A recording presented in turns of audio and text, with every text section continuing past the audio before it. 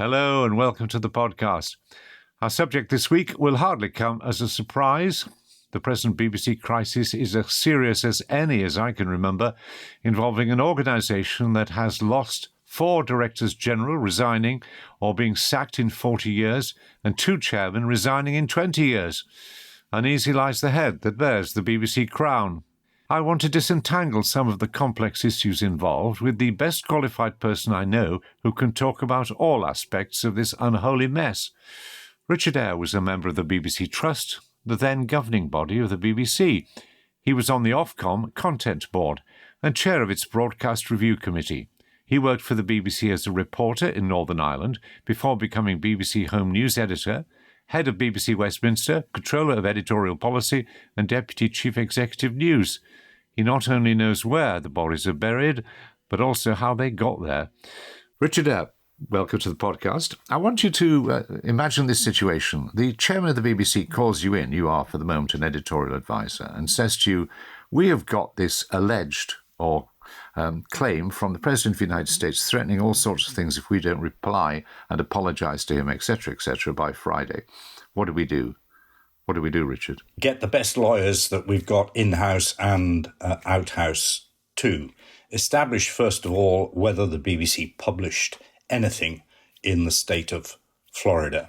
I heard a very distinguished legal expert this morning, Joshua Rosenberg, formerly of the BBC's Parish, saying that since the programme was available on the iPlayer, it is no longer available, but was available on the iPlayer, it must have been available in Florida. I think that's untrue, of course, because the iPlayer is not available outside the United Kingdom unless you use a VPN which disguises the origin of the request to join the iPlayer. So my guess is that you could only illegitimately, by circumventing the BBC's rules, use a VPN to access the programme in Florida. So I would need, the Director General would need, or the Chairman would need, a good American lawyer to tell him whether the case was even pursuable through the courts in Florida. But let's assume that it is pursuable. Then the BBC must seek advice about the realistic extent of any potential damages were it to go to court. And given that President Trump has already had an uphold against him by Congress under the previous administration, that he incited the violence at the Capitol building, it's hard to see how an obscure foreign current affairs program only illegitimately available through a VPN in Florida could have significantly further damaged his reputation. So one would expect, if it were in a British jurisdiction, that any potential damages for a public figure would be very slight.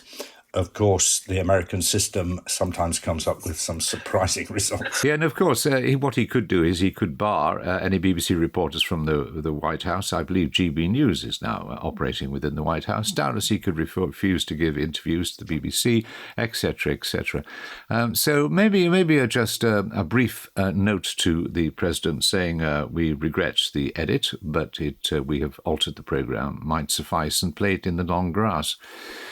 But there'll be a lot of pressure for him to do more than that. And I just think of the precedent it would set. I mean, suppose President Putin comes up and say, you've just clipped a speech of mine, which, misrepresents what I said. No, the Chinese leader thinks yes, and Viktor Orban thinks that. And then where are we? I mean, a dreadful precedent could be set here, couldn't it, if BBC simply gets down on its knees and apologises? No, I'm not sure that it would set a precedent. We should sure the principle must be that you would treat the president, if he has been unjustly edited, the same way as you would treat anybody else, including Putin or President Xi. You apologise for the fact that you have edited their speech in a way which misrepresented what they said. And the BBC should be as assiduous in not doing that for President Xi or President Putin as they would for President Trump. And let's face it, if a program wants to highlight the ill nature of some parts of President Trump or President Xi or President Putin, they don't have to falsify and edit to find sufficient material which was genuine, which was said, was in context, and which was scandalous.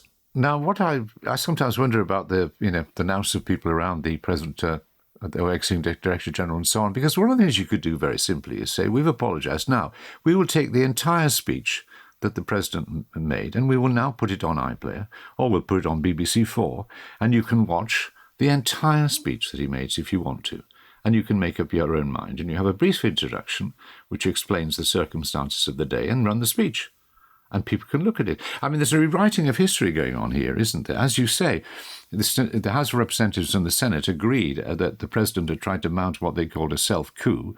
7, I think, Republicans voted for that. The impeachment didn't go through because you required a 2/3 majority, but it's very clear. It's also clear that the President has pardoned over 1,000 people who were involved in that, well, if you call it a riot or assembly. It's also clear that he just yesterday pardoned people who alleged and have been found guilty in some instances of saying that the election was rigged. He tried to create the impression that the election had been stolen from him. Nobody legally or whatever supports that. There's no evidence to support that. He tried to persuade his vice president not to sign sign off the election as being free and fair. He encouraged people to go, and he knew who he was encouraging to go, to, as it were, stand. Do I use the word threaten? But anyway, stand very close to senators as they walked through. I mean, we're involved in the rewriting of history here if we don't say that Donald Trump actively encouraged people to use a form of physical threat in order to achieve the rejection of the democratic will of the American people. Well, that's precisely right, which makes the edit more and more inexplicable, because there was ample evidence out there, including evidence on tape, on film, on audio, of his attitude towards his supporters and his encouragement of his supporters not to accept the result of the election. It wasn't necessary in order to convey that message to falsify the edit. If you were suggesting, Roger, that the BBC should offer as part of its, as it were, settlement with any potential law action by Trump, that the BBC should offer to put the whole of his speech online so that people can judge for themselves, I think that's a very, very bad idea, and I'm quite surprised to hear it from you, because the BBC never can say to anybody, would you like us to do a different programme? No, but my view about this is that because there's such a controversy going on, I mean, it relates to other controversies in the past, you show the public what the facts are. This is the speech you've got. Yeah, that's what he said. Now, anybody watching that speech, and with a brief introduction and with some of the pictures of what we're going on, will be able to make their own minds up. Sure, a perfectly legitimate programme item, news item, if you like, rather than long news item if you're going to play the whole speech. What I'm saying is divorce that completely from whether the BBC can settle out of court with President Trump. Right. Well, let's go back and let's look at the timeline of these things, because you have been an insider at every level I can describe, from a news editor, assistant head of news. You've been advising this, advising that. You've been a member of the board of the BBC, so it couldn't be a better qualified person. Let's go to the beginning, the edit. Now, I remember watching the programme last year, which dealt with events 4 years before, and I thought overall, I must say, the programme was fair. But this particular edit is clearly not fair and wrong. And the question is, and what's difficult for me to understand, I expect you, is it was very easy to deal with. You simply indicate by a flash white frame on, or if you like, a bit of blackness, and you say 40 minutes later he said this. Maybe you've added 2 seconds. It's an easy thing to deal with.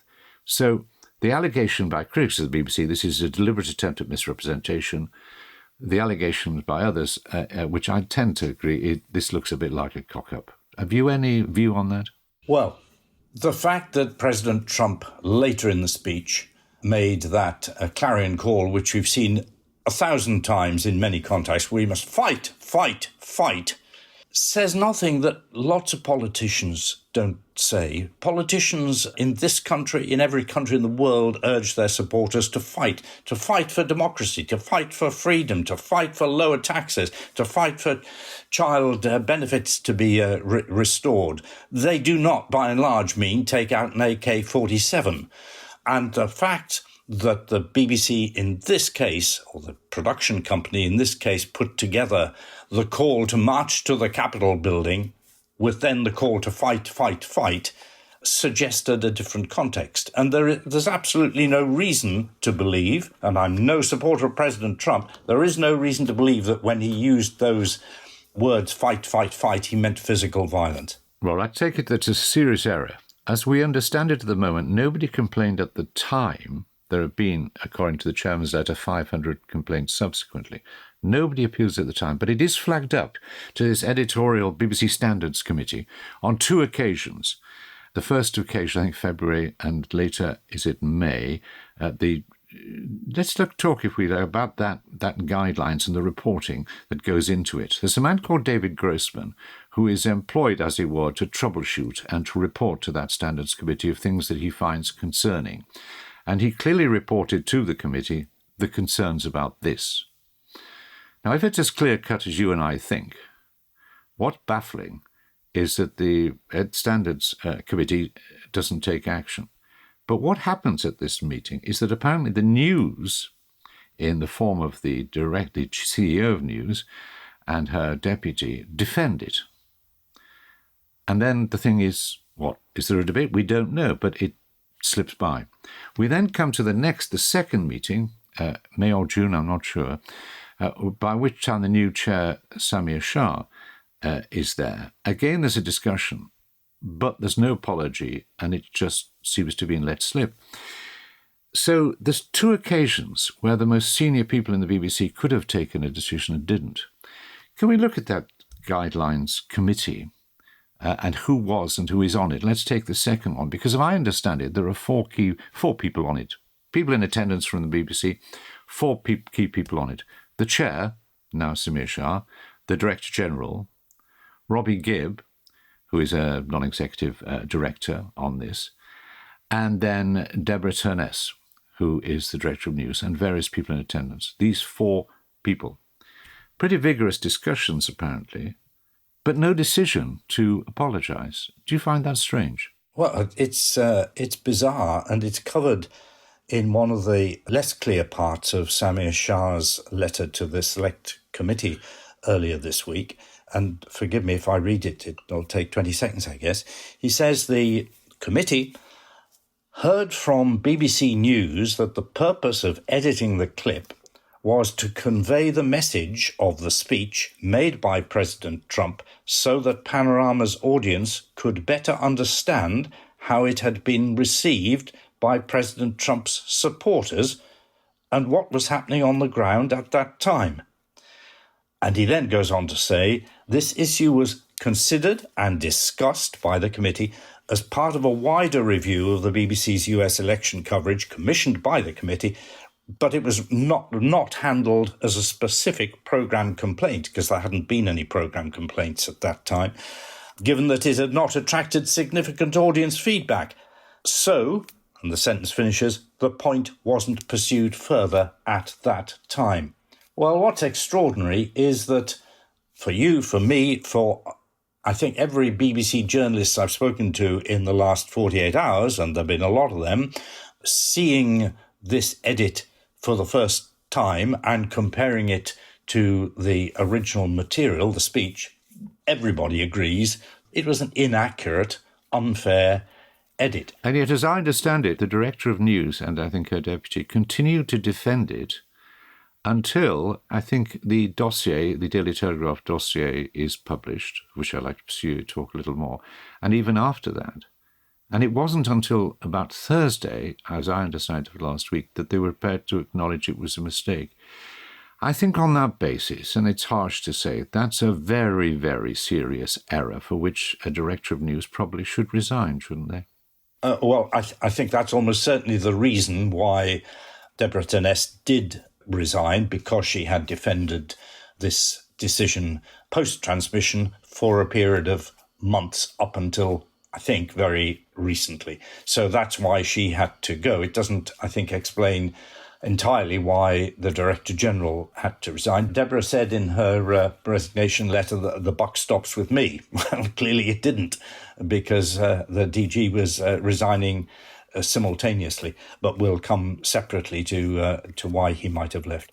Now let's look at this Standards Committee and the nature of Michael Prescott, who advised it, was one of the advisors. Now, let's be gentle and generous and suggest that it's a very good idea to have people of different points of view advising that Standards Committee.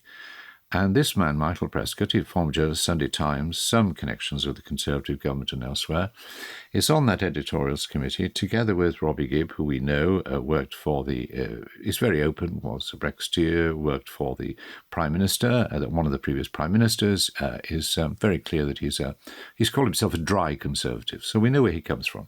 We know also that he's very concerned about BBC impartiality, nothing wrong with that, but then that's what he does believe. We also know, it's not particularly relevant, that the Director General of the BBC tried to be a Conservative councillor. And we know Deborah Turness, for example, came from outside the BBC, essentially from ITN and from a career there and in America. Difficult to paint this as a sort of left-wing conspiracy, I think, this group can, but other people say that actually looked at it the other way. This is a coup by a group of people of a right-wing persuasion who believe genuinely the BBC is not impartial on a range of issues. Do you give any credence to this idea of a coup? I think the word coup is daft, really. It doesn't apply to this situation. Robbie Gibb was, before he joined the BBC board, an outspoken public critic of the BBC, alleging that it had a general left-wing bias, and that he's continued to assert that inside the BBC in a way which was sometimes very forceful, including inside board meetings. All of that is, as it were, on the public record. And as you say, he's perfectly entitled to that view. You've got to remember that he was the only, when the new BBC board was established in 2016, he was, I think I'm right in saying, the only person with significant editorial experience who was appointed from outside as a non-executive director, appointed by Boris Johnson as the representative for England on the board. Other political appointees were also made for Wales, Scotland and Northern Ireland, but Boris Johnson appointed him for England. I understand that he expected, therefore, to join whatever editorial committee was established when the board was set up. Of course he did, because he had editorial experience, including within the BBC originally. However, he didn't chair the editorial committee. That was chaired by a man called Nick Sirota, who was the senior non-executive director on the board, appointed not by government, but by the board itself. Nick Sirota, a very distinguished man, but not editorial experience in journalism, he chaired that board. On the first occasion, not on the second. By the second, he left, and in his place, not in his place, but the chairman, Samir Shah, chaired that board, yeah. I understand that when Nick Sirota left, because at the end of last year his term of office came to an end, Robbie Gibb had a reasonable expectation that he might be asked to take over as chair of that board. To the surprise of many, Samir Shah, the incoming chairman of the BBC, decided that he would take over chairmanship of that board. It's been put to me by an executive of the BBC that Samir Shah did that because he thought the risk of Robbie Gibb chairing the board would be explosive as far as the executive members of the board were concerned. In other words, the Director General and the head of news. So it has been an intensely political question who should sit on that board and what power they should have on that board. And there's a fundamental problem here, isn't there, that BBC governance is almost impossible to solve. For most of the time there have been two boards, whatever you call it, board of governors, a trust, which is supposed to represent the public, and you have a board of management, which takes executive decisions. A few years ago, it was decided to have one board, and it may well have been more efficient. But if you have a chairman who is involved in executive decisions, as he was in this case, and in fact chaired a committee which has been now being heavily criticised for its inaction, shall we say, as much for its action, that means that he can't be the interface, if you like, between the executive and the government and the public, and he can't stand back because he has no credibility because he's involved in those decisions. So this looks like a fundamental flaw in governance, doesn't it? You won't be surprised to know that I've been saying that since before this system of governance took over, not because it replaced the BBC Trust, on which I was a member, but because the fundamental design under a man called John Whittingdale, who was then Secretary of State for Culture, Media and Sport, the design of this so-called unitary board consisting of both BBC executives and externals appointed by the government was always bound to lead to a political argument about the BBC's editorial performance. And on the board now, it's a huge board, so there are 4 members of the BBC executive. There are then 5 non-executives appointed directly by politicians and 4 non-executives appointed by the board itself through an independent process.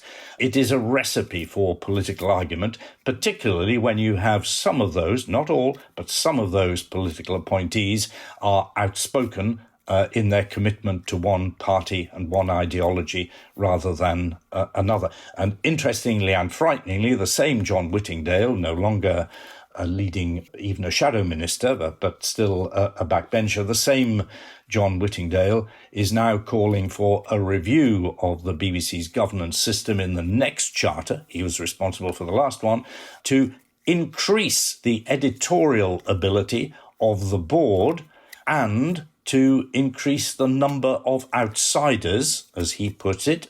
Does that mean more political appointees on the board? And to call for them to have greater input into the editorial process.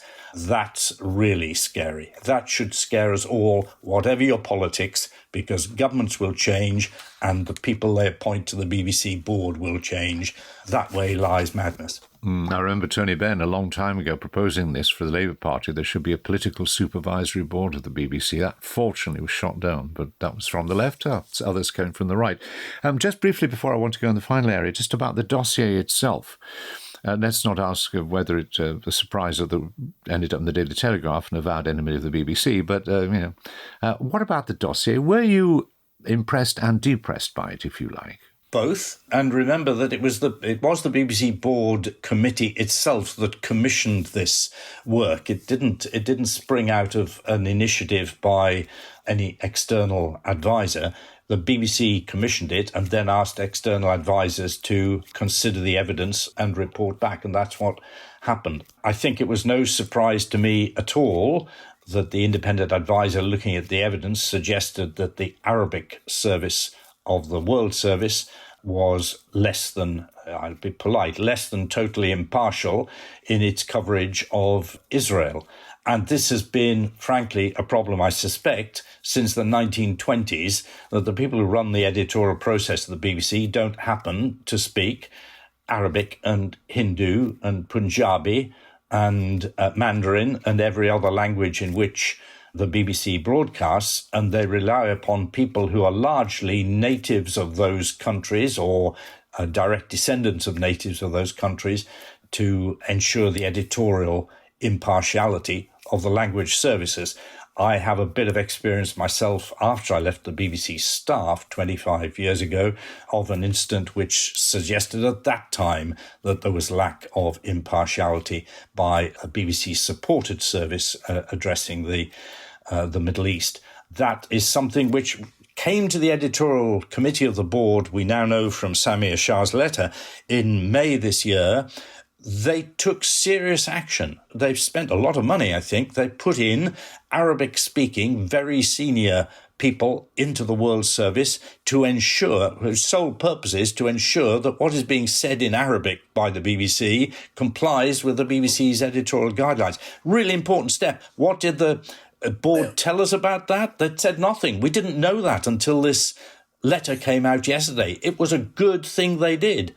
But they didn't talk about it. They kept it under the carpet. Like all of this stuff, it was kept under the carpet. I have a solution to that, by the way, but I can see you want to ask me another question. So all of this makes increasingly inexplicable what happened, or rather what didn't happen. The Daily Telegraph publishes the dossier. Then you have a week before the BBC essentially responds, and only after resignations. It's a public relations disaster, no question. Nobody for the BBC is prepared to speak. They use the excuse, well, this is a leak. We don't comment on leak. This is crazy. Everybody knows what should have happened. Immediately you get out there and you apologize if it's wrong quickly. But then, as is demonstrated by the letter by the chairman, you do say briefly, we have taken steps on some of these issues. We will respond more fully, but let me assure you we have gripped this issue. Now, it's difficult to explain the BBC silence, which may well have led to the resignation of the Director General, other than you have a fragmented board and you have internal arguments going on between key figures, which meant that the chairman, rightly or wrongly, felt he couldn't come out and speak for the BBC. Now, I think he should have done, but I think he probably felt, well, we've got to resolve this. And also, maybe he had a penchant for long replies in detail and needs a week to get the evidence, in which case he needs a big lesson in public relations. How would you interpret that? I mean, is the delay in the BBC responding and putting a reasonable case that it has a result of a dysfunctional board, which is now pretty hopelessly split? Well, it's really difficult to be certain about the events of the last 10 days or so.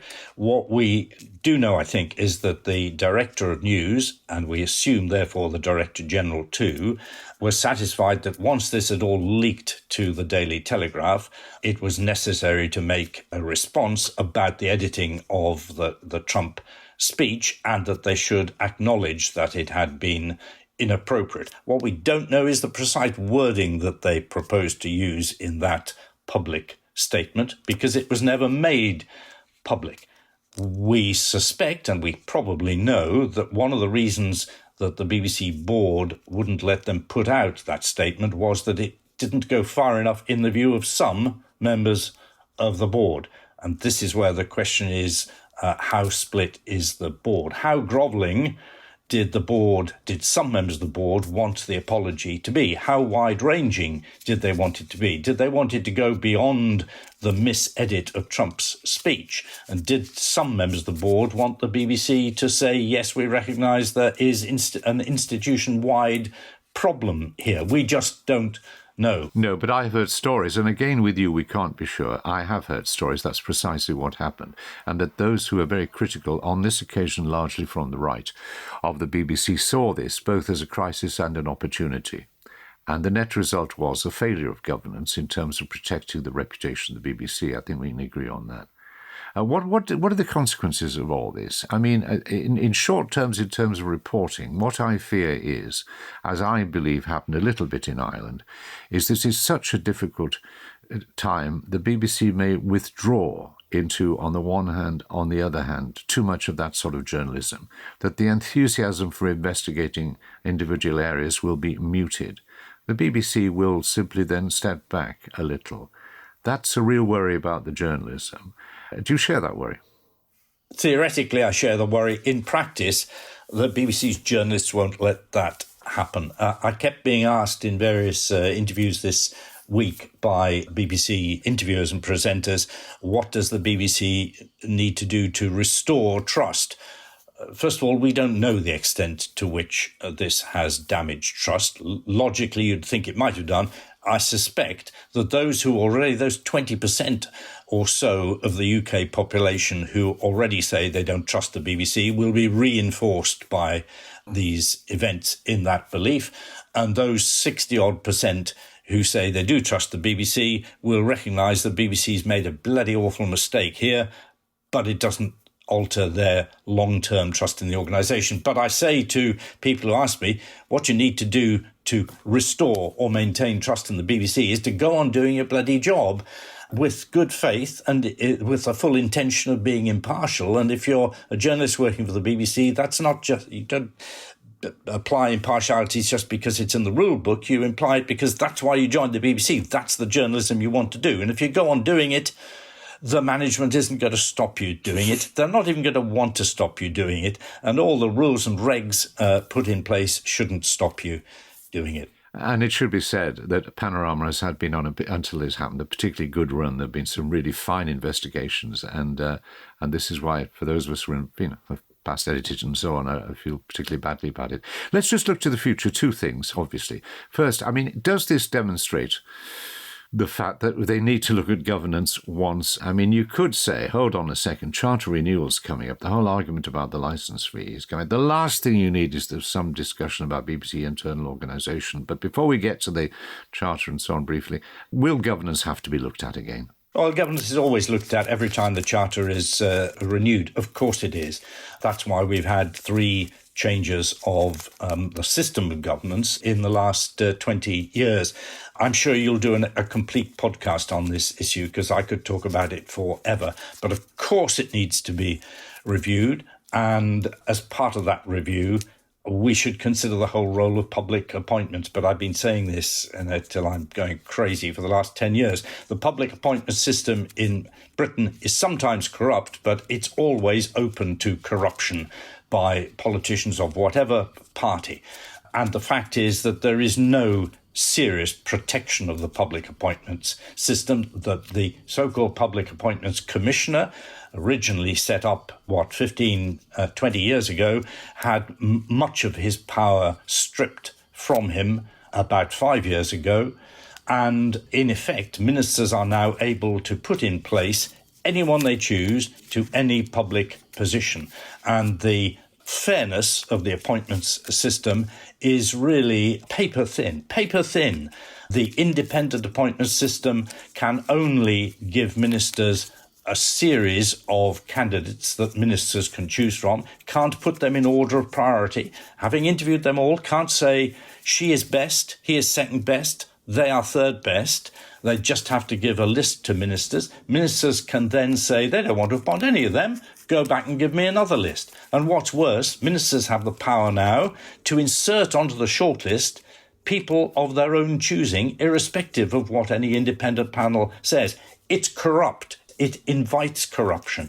We have to take all public appointments out of political hands, and that includes the non-executive directors of the BBC. And one other thing, if the board continues to have an editorial committee which exercises not post hoc power, not looking back at what's happened, but actually looks forward to what the BBC should be doing editorially, then its proceedings should be podcast. There should be no discussion of upcoming, future editorial policy issues without it being recorded and podcast. Oh, I'd love to do that job. Finally, Richard, thinking about the present Director General, and I think in many ways was fine, but he, in my view, tried to do too much and didn't appoint a deputy who has could have looked after the troubles, if you like. But there was one thing in his letter which I did not ring true, sadly. It was the suggestion that this was a good time for him to go because it, gave somebody a fresh opportunity coming in to deal with the Charter, the renewal of the Charter and so on. This is, in my view, I wonder what yours is, a dreadful time for this to have happened because the timetable is so short. Do you agree? It's the worst possible time for it to have happened. And the reason Tim's gone, I'm sure, is that he's just fed up to the back teeth with all of this stuff. He was passionate about impartiality on his first day in the job. That was his pitch for the job, impartiality. He's been let down on this occasion. But what has really let him down is the constant pressure upon him from within the BBC board, as well as from external political pressure. And I'm very sorry to see him go. It's a disastrous time to go. And if the BBC, normally if a DG drops down dead or resigns, and they do seem to resign with increasing frequency, there is an obvious number two. There used to be a deputy, and the deputy would have stood in, but there's usually been an obvious number two. So when George Entwistle resigned as Director General, there was an obvious person in Tim Davie to step in on a temporary basis before the BBC then appointed Tony Hall as Director General. There isn't an obvious person now because the most obvious people were Charlotte Moore, Head of Content, who left the BBC last year, and Deborah Turness, who has now left the BBC at the same time as Tim. So it's not clear who inside the organisation can even be put in on a temporary basis. Tim has said he will stay on to help a transition, but Tim Davie is not going to want to stay on for month after month after month, and frankly, he will lose credibility among the staff and among outsiders. So the BBC has to look outside. Doing that takes months. a fair process will take a minimum of 3 or 4 months. And then if they choose somebody outside with a track record, that person is likely currently to be working for somebody else, and it may take months before they can join. So we may not have a new Director General in place until next summer, by which time the BBC is deep into the long-term strategic argument with government about its future, its funding, its governance. This is a disastrous time not to have leadership. And then that optimistic note, Richard, it's awful. I mean, I can't have to have my own personal feelings to come out. It's a disaster, I agree. Thank you very much, Richard, for talking to us. Thanks, Roger. Our thanks to Richard Ayre, former Controller of Editorial Policy and Deputy Chief Executive of BBC News. Beeb Watch has now been publishing weekly podcasts for 3 years, with the production team giving their time free, because we all believe passionately in the future of public service broadcasting. We've kept the content ad-free so that nothing stands in the way of this vital conversation about the media. If you'd like to support us, it's just £1.99 per month. Simply head to patreon.com/BeebWatch. Supporters also receive my weekly blog, where I share reflections on the week's interview. That's all for this week. The podcast is presented by me, Roger Bolton, produced by Kate Dixon, with sound by Dave Kitto, and special thanks to Quinn Genty. It's a Good Egg production. Until next time, goodbye.